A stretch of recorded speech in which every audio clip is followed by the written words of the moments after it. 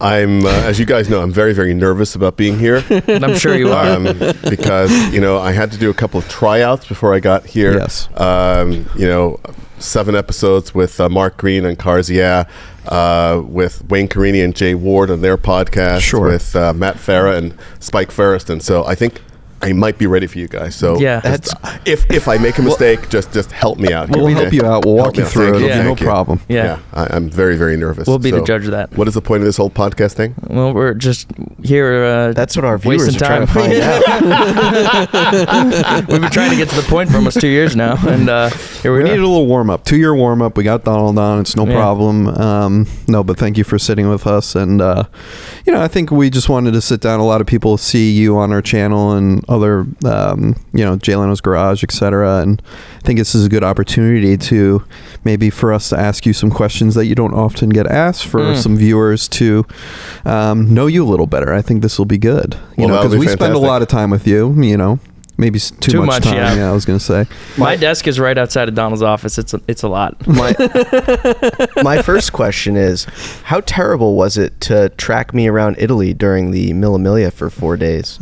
Oh my God, that was unbelievable. I've done the Mille Miglia 4 times. This is the 4th time with you, Antonio. And it's an amazing event. It is absolutely epic. You're behind the wheel 13 hours some days.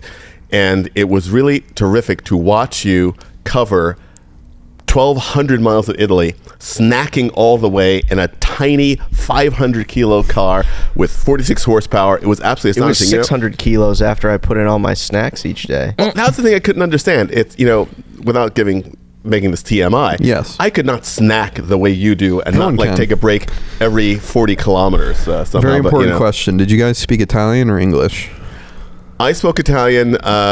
Antonio responded in his version of English. Lo so che è molto difficile per te di parlare in inglese perché la macchina era molto piccola e non c'è abbastanza acqua o cibo. Il cibo è più importante per me. Ah sì, più importante della benzina. Perché io devo mangiare. Sam, we need subtitles. Yes. We actually had a lot of fun on the Mille Miglia. I always say after I've completed one, okay, that's it. I never need to do it again. And then probably about a day later, you think, well, wouldn't it be fun if, or do you remember that great moment when, you don't remember the fact that, the soles of my shoes melted the first day off of my feet. And the fact that Antonio is a terrific guy. He is amazing on the road, on the track, on a motorcycle, in a car.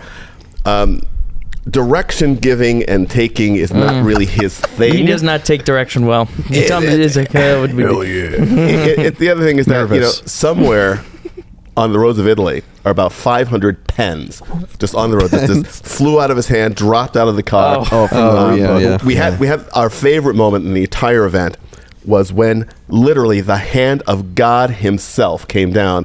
Antonio's got the pen in his hand. It flies out of his hand. The wind pushes it back into his hand. He catches it again. Wow. It literally You need to make this boomeranged turn. into my hand. Wow. That's incredible. Yeah, it was astonishing. So, that's the Mille Miglia. It sums up the Mille Miglia, I think. Yeah. Going off of that, Italy, Italian, as a kid who grew up in New York City, where did your connection to, I mean, you're those who know you, obviously you love all cars, but you have a special connection to specifically 50s Italian cars.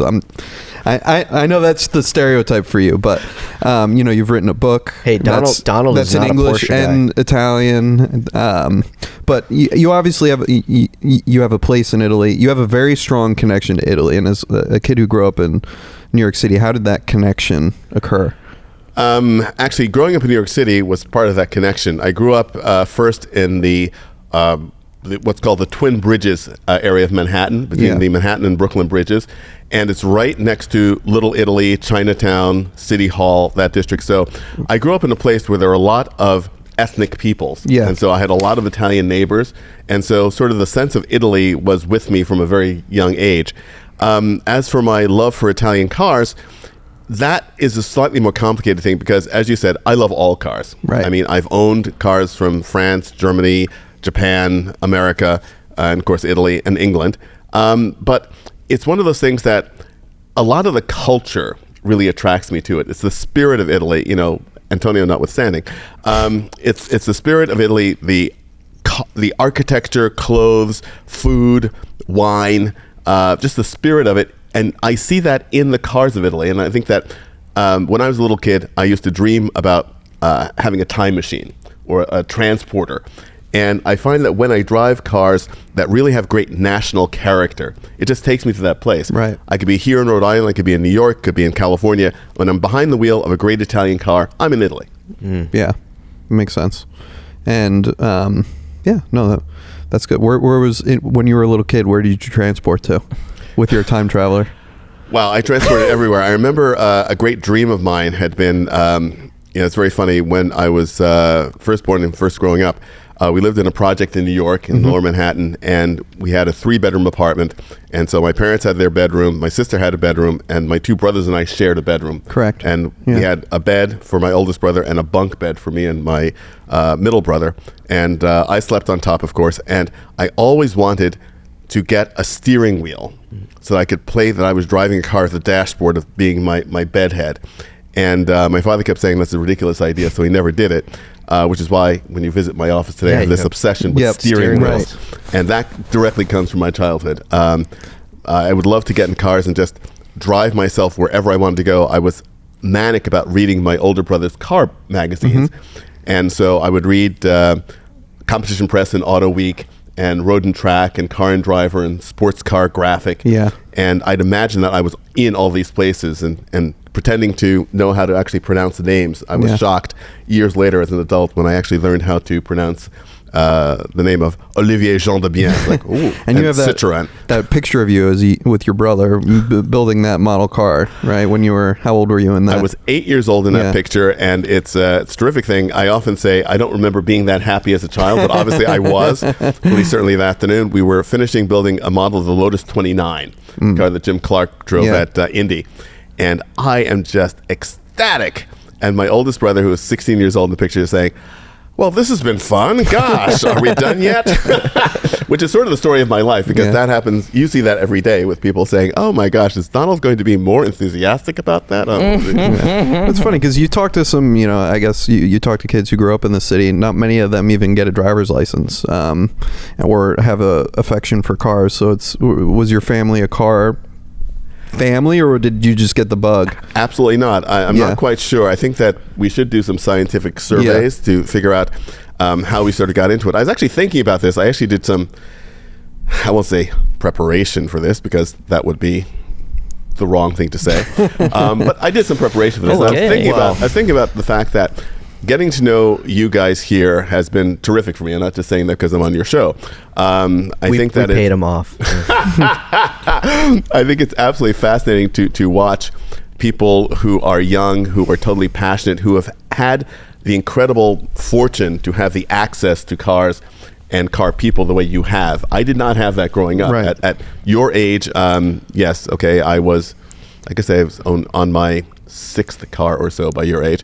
But nonetheless, growing up in Manhattan and then later in Queens, we didn't buy a car until I was 12 years old. We didn't need one. You had the subway and the buses. That's what I was. And I was taken into the world of cars, I said, largely through my older brother, who was a car enthusiast, and through the world of magazines and books in the library, which I devoured incessantly. And so when I went to that first auto show, the New York Auto Show in 1964, I was absolutely blown away.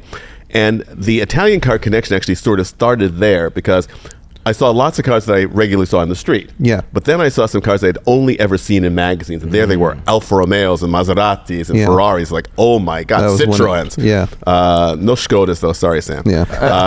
But I learned about Skoda later. And when did the 63 Monza Spider come into play? That was my sophomore year in college when I got my first car. 1963 Corvair Monza convertible, black, red interior, white top. Again, for a kid from New York City, the most exotic thing you could imagine because very few people in New York had convertibles.